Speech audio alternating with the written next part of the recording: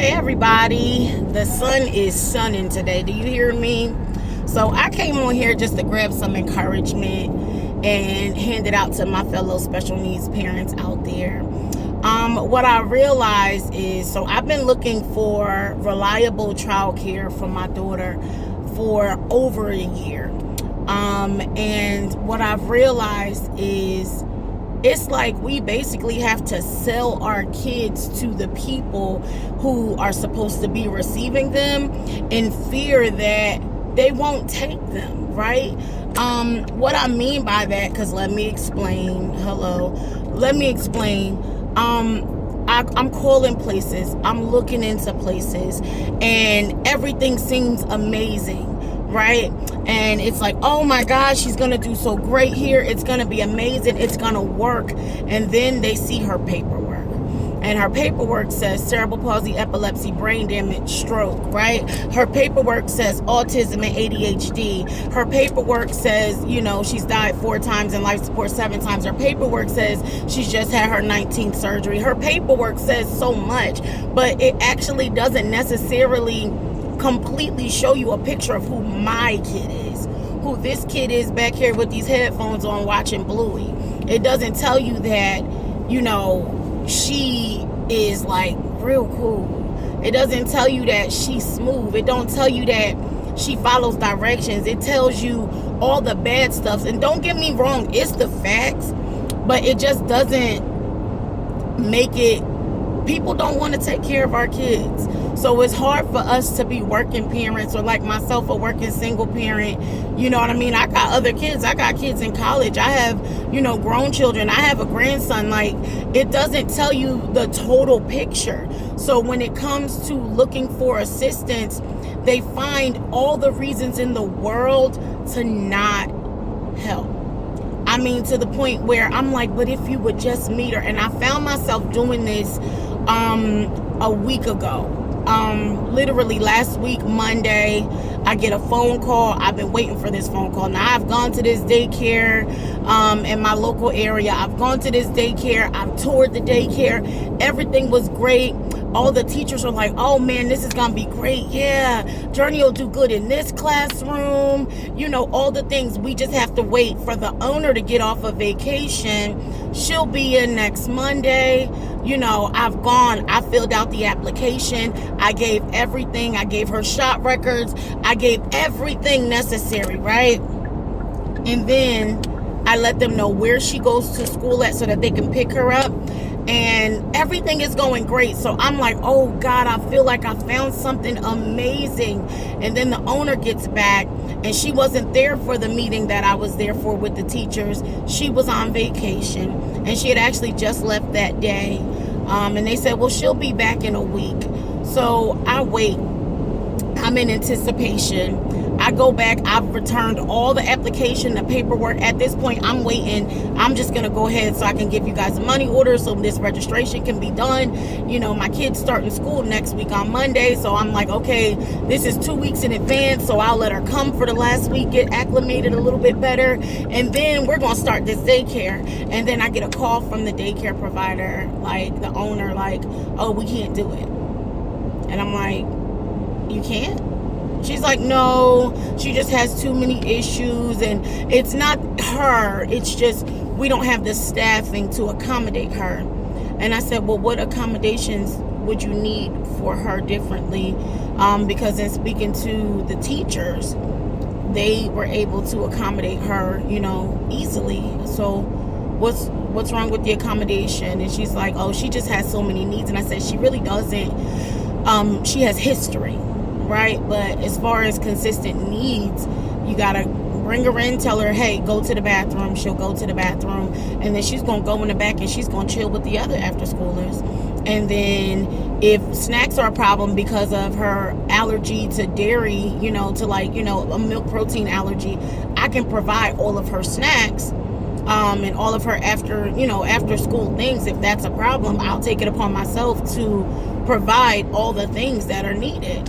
And then she said, well, no, we can't do that either. And I said, okay. And then she said, and her school, it's not a school we choose to pick. We don't pick up from that school. I said, well, you pick up from the elementary school. She said, yes. I'm like, that's 2 miles further than her school. And then you go by her school to pick up the other kids.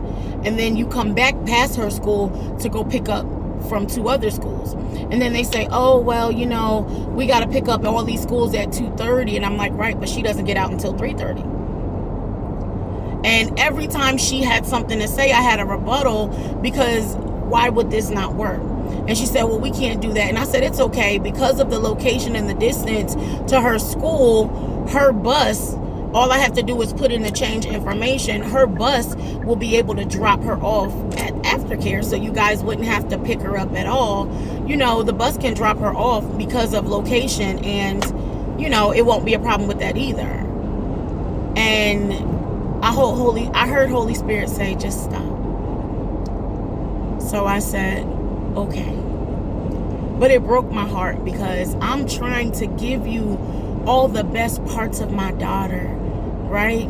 I'm trying to show you who she really is. And it's like, I'm like, but if you would meet her, if you would just meet her, you'll see what I'm trying to tell you. Like, if you would meet her, you will see that it's not a handful. Like, yeah, she's silly, she's fun. Like, you're not trying to see the good parts of her. You're not trying to see what I'm trying to show you. Like, all the great parts of her far outweigh what she's been through.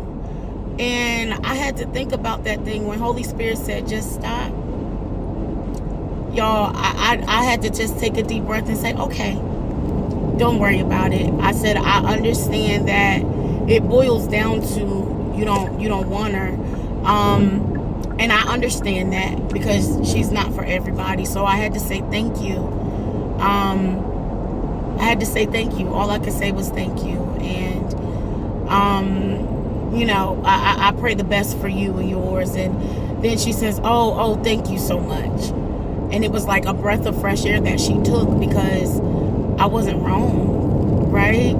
And I know that my child is not for everybody. I guess it's just because she's so for me that I can't see who would not want her, right? Who would not want to be close to a person who laughs and jokes, and who smiles, and who dances, and who runs around in circles, and who rolls around with the dog, and you know what I mean? No, she can't speak like we speak, right? No, she can't talk like we talk. No, she don't have the ability to understand fully, or you don't have the ability, to understand her fully. But she makes her understanding known, but you're not willing to see that. And that's what really, really, really hurts, right? So I have to say, I've had these experiences more often than not when it comes to my child. So I know that there are so many out there who also, have the same fight. So my encouragement is, man, their rejection is our kids' protection. Their rejection is our kids' protection. Who knows if they got overwhelmed and what someone would do. But also, their rejection couldn't necessarily be their rejection. It could be God's rejection. It's God's way of saying no. It could be God's way of saying, nope, this is not what I have for you. But what I've also realized is sometimes we have to we have to be the change we need to see, right? We have to make those changes. So at this point, I need you guys to be in prayer with me. Now, if you don't know me, my name is Asia. I need you to be in prayer with me, because at this point, we need a space for our children. What happens after the age of 12, right? After the age of 12, children are not allowed in daycare. After the age of 12, most kids can be latchkey kids. Most kids are in middle school. They're headed into like 7th grade, or, all the things. And they can come home after school, or they go to after school activities and all the things. But where do our children go, right? Where do our children go? So my ask at this moment, also to encourage our women and our men of special needs children, but also to say, stand firm with me, y'all. Be in prayer with me, because at this point, I feel like there should be a place all over, at least the U.S. I'm going to start with where I am, but there should be a place everywhere where our adolescent children can go that don't have the ability to stay at home alone. There should be adolescent centers where our children can go and, you know, be taken care of, and we don't have to worry about them being turned away, because this is the place that is made for them. I feel like legislation and things of that nature should be changed when it comes to our children. And I know a lot of things got canceled when DEI, the removal of DEI happened. A lot of things got canceled, right? A lot of people felt like it was racist and, oh, this is what's happening, and it's the black people. No, it was people like my baby. All of our programs got canceled. All of our assistance got canceled. The things that represented us are the things that got canceled. It wasn't just like a black or white thing. It was a my baby kind of thing, right? But God, the fact of the matter is, my ask once again is to be in prayer, because it's some things that got to change. You know, we got to make a lot of sacrifices for our children. And we understand that our children are not like other children. But along with our children not being like other children, we don't even get offered the opportunities. Our kids can't be in the same sports, of course, right?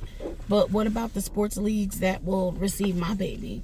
Our kids can't do things, right?